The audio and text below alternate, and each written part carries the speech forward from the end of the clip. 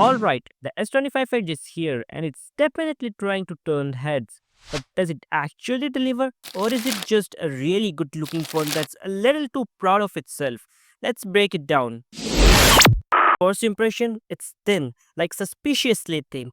We are talking an impossibly slim 5.mm titanium frame weighing in at a crazy light 163 grams. How they crammed a phone into that is beyond me, but it feels premium. You get Corning Gorilla Glass Ceramic 2 on the front and Gorilla Glass Victus 2 on the back. It looks slick, undeniably. However, the titanium frame, while strong, still feels a bit slippery, and at this size it's a fingerprint magnet, so be ready to wipe down constantly or just embrace the smudges.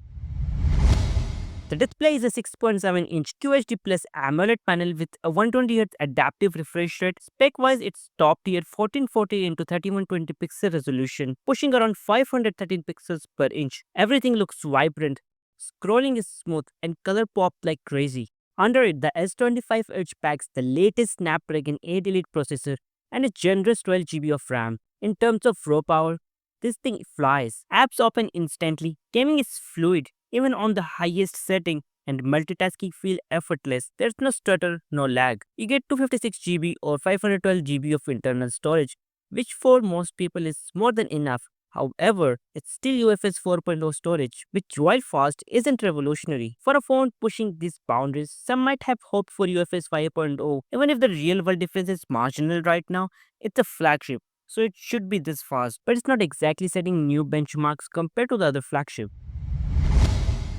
This is where things get interesting. The main rear sensor is a 200 megapixel wide angle lens with OIS and an f1.7 aperture, claiming 2x optical quality zoom for the main sensor.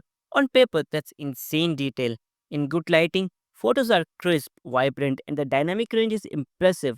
12 megapixel ultra wide with autofocus is solid for those expansive shots, and the 12 megapixel front facing camera does well for selfies. Video recording goes up to 8K 30 frames per second. But here's the catch, with the 200 megapixel sensor, while it can capture incredible detail, you are rarely shooting at full resolution. Most of the time, it's pixel binning, which helps with low light but doesn't always translate to a noticeably better image than a well optimized 50 megapixel sensors from competitors. The 2x zoom is optical quality, but it's digital crop from the main sensor, not a true telephoto. For a phone this premium, the absence of a dedicated telephoto lens for proper optical zoom feels like a missed opportunity, especially when other phones at this price point offer 3x or even 5x optical. It's great for casual shots, but if you are a serious photographer looking for versatility, this might leave you wanting more. The 3900 milliamps battery is fine. Samsung claims optimized efficiency for a full day of typical use, and for light to moderate users that might hold true. But if you are like me, constantly on social media, gaming or streaming, will probably be reaching for a charger before the day is out. 25-watt wired charging and 15-watt wireless charging are present, but compared to some Android drivers pushing 80-watt or even 120-watt wired charging, this feels sluggish. Fast charging is huge convenience, and the S25 Edge lags behind. Running Android 15 with One UI 7, the software experience is smooth, packed with Samsung's AI features and generally intuitive. Samsung's commitment to long-term software updates is a plus, and while customization is great, it can be overwhelming for some users.